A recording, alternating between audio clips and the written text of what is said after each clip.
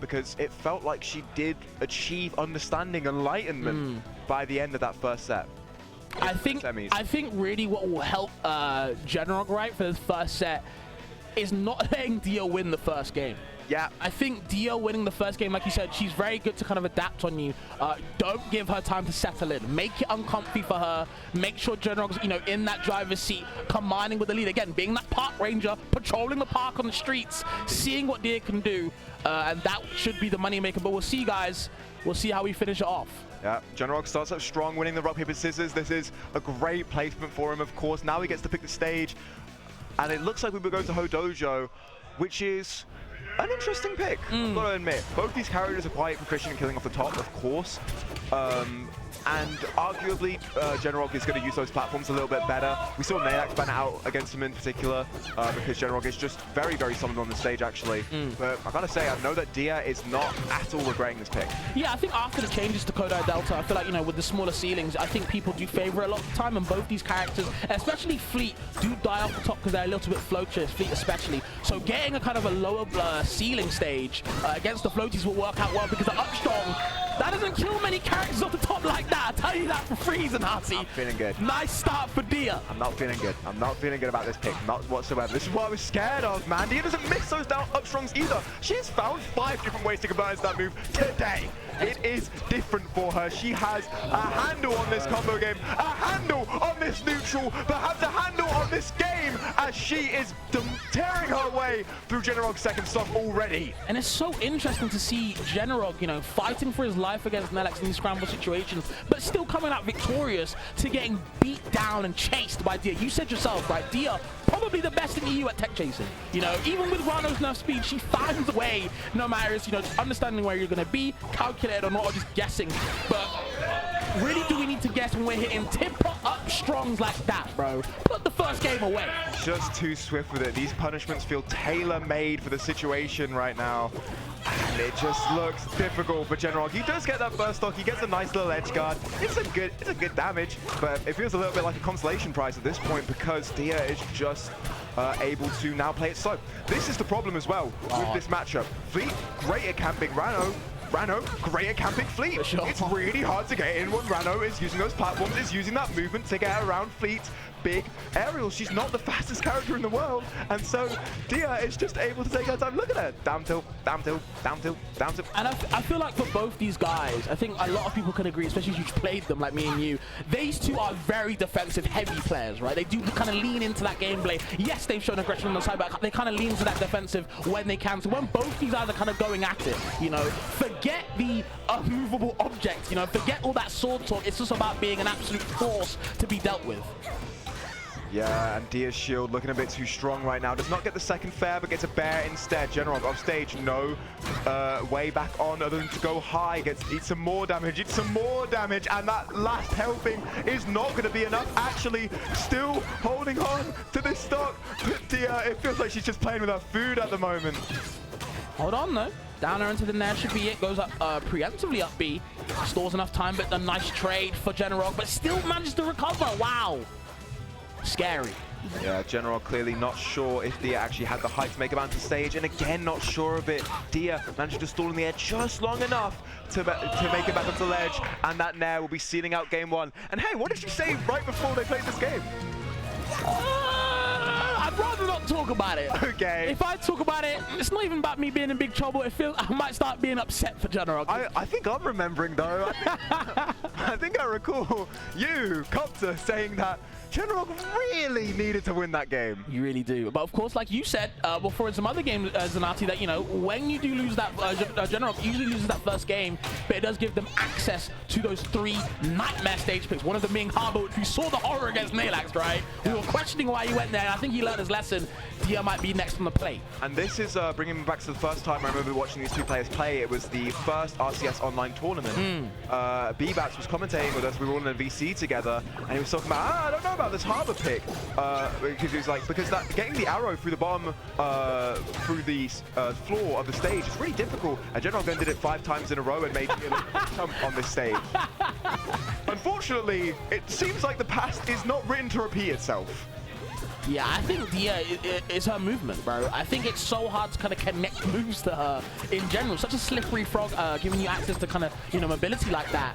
These up B edge cancels, they just look cute, but they're not doing anything to Dia to kind of really scare her. Especially, again, these low blast zones, these low ceilings, should I say, really biting Genarog in the butt, bro. It's not looking too good for them. Yeah, it is not looking great at all. I have to agree with you there. Fortunately, Genarog is now finding these hits, gets a lovely read on the roll, and Dia goes a little bit too high with that up B, not able to edge cancel it, goes to the wall instead, but ups back onto the stage, still in lag, and rolling right into those loving arms. Yeah, of course, in that situation, it's kind of a hard one, but I feel like roll away is the best. So, of course, you get like kind of the sour hit of the arrow, but for that sweet part, at the initial part of it does hurt, especially the bow hitbox too, but does avoid it. Still loses the stock nonetheless, and Genarog in a good position, but not exactly the best one. No, but edge cancels on the side of the stage all the same, managing to hold on to neutral, managing to not eat any significant damage right now. It's a back air, but it's a light one. It's the sour spot. You don't have to be too worried about that. You don't have to be too worried about the get up attack. You do have to be worried about this up strong. Nearly killing at 90 is insane after hit. That is the double-edged sword of this pick, though. Yeah, you get good mobility, but you die super early off the top. Lowest ceiling in the game so far. Where we going? Going high? Don't say so far, bro. I don't want that put into the universe. You know Dan, bro. It's our devs either way. And Trevor too. Shout out to both of them. But God, shout out to Genarog as well. The reverse back air. Probably wanted the actual reverse hit to hit on the side. Indeed. Couldn't find the initial hit though. Unfortunate. Still though, he's managed to hold on to his stock. He's managed to get a little bit of damage out. Living as well at 155. We know Fleet, she does not get edge guard in here. Instead, she swings right back with the back air and dash attack. No sweet spot, not going to do it. Genarog holding on, taking his time, trying to get out of this corner. Dia positioning so nicely, and oh my God! Yeah, I was back in Italy, man. Left that in Milan. It's tough, man, because you're like, okay, is it the down throw? Is it the back throw? No. Incorrect! That was a secret third option. A trapdoor, so to speak, and Genarog unfortunately has fallen to the depths. It's looking worse and worse as the game progresses, as the set progresses as well. Do you really want to be 2-0 down to Dia? This could be a sweep, Zanati. Okay. I think literally just not inputting the second part of the up B, unfortunately, which Genarog will be incredibly thankful for. Slides her off with the up B, so gets a nice little back air, but we'd like to see a bit more percent. Ooh, and if Dia is going to start swinging a little bit precariously like that, maybe Genarog can get something started. I am eating my words as I speak. Okay, trying to chase. Yep. That grab was amazing, by the way, on that platform. I don't know how she finds it. Maybe because she's the best. I'm not exactly sure. I am at a loss for words at the moment because I just can't believe my eyes. I can't believe how dominant this is looking on Genarog's Calvic on what I thought was a great stage.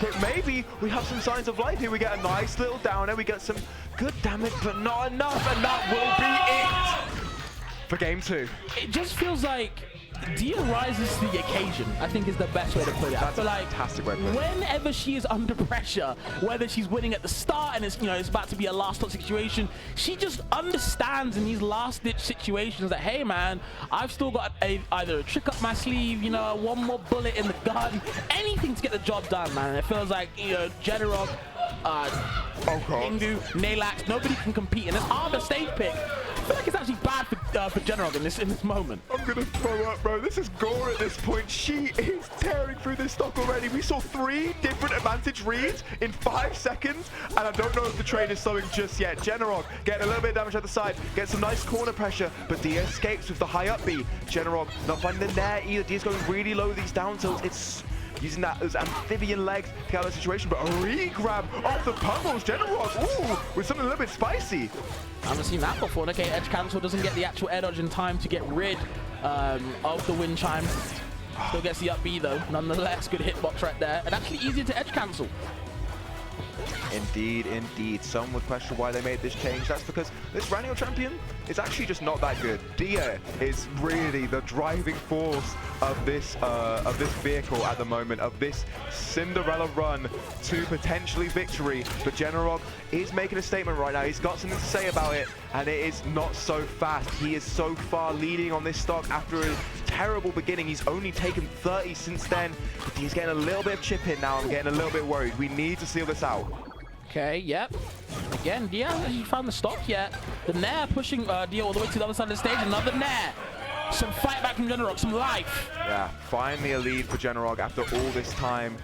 it's just a question of how long he can hold on to it, to be honest. I'm a little bit worried because that is no jump on Fleetwood. She's going high, low, high. Dia catches it perfectly. Fair. How does Genarog make it back onto stage? Going high, beautifully positioning onto the platform. And here is potentially an avenue for a little bit of percent. Okay. Sneaks in that puck drop back here. The Needles as well covering high. Yep, goes low with the lingering back here as well. So much option coverage. Yeah, option coverage is the name of the game right now. That option is covered by Dia Nair out of shield. She has her own little burn. Hers is a little less strong, but can be just as lethal if you're not ready for it, as is that tongue. Full stack of Needles are going to be in that bubble forever, taking a lot of damage, just following you. Okay.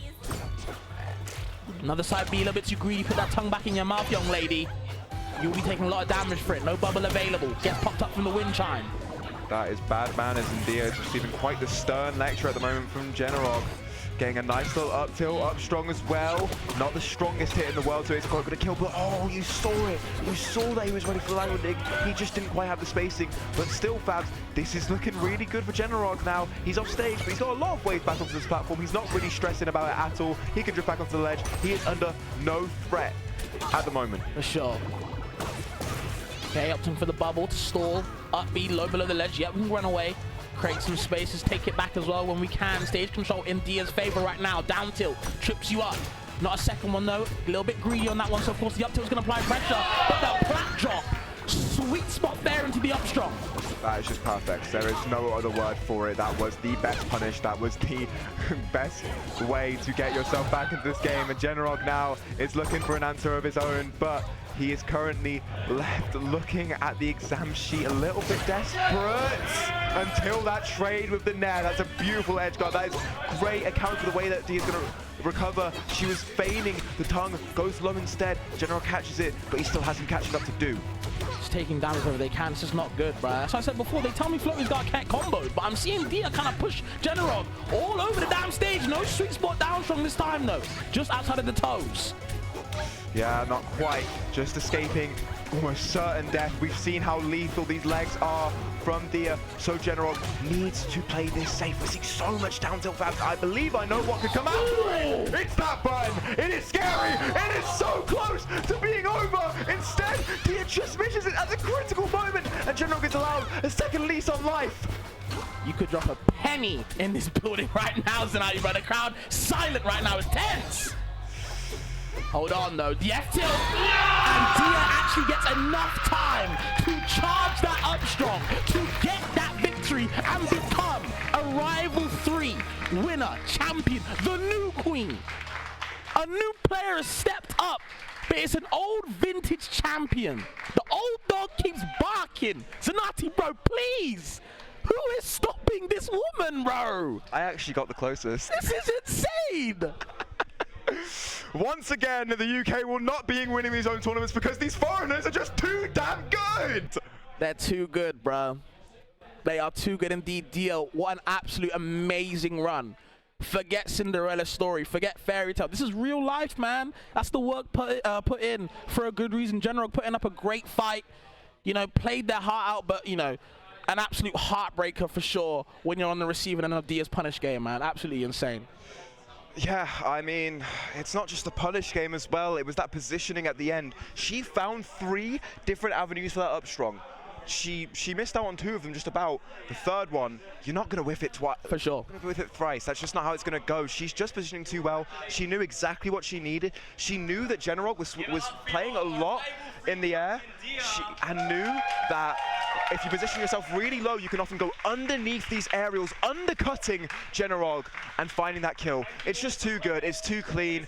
And like you said, she might just be unstoppable. She just might be the best, bro. I don't want to count Nelax and Kingu and Genarog out, but when you're playing like that on the day at such a, again, this is the smokestack EU event so far. Valhalla was the previous one, and who won that one? It was Dia. You know what I'm saying? And we come back offline to FA. Who wins that one? Oh, well, Dia does. And then we get to a rival, the most stacked event. Everybody except Alki and Mr. R are here, and who wins that event? It's inevitable. You know, we talk about Nelax and other people, and you know, Alki from online, and Kingu and Genarog and Nelax as well, but when Dia is on her day, day, rocking the last tournament color that she won for Ranno, it's a statement. I think she is just the best. I think she is EU's #1, and unfortunately, nobody can tell me I'm wrong at the moment.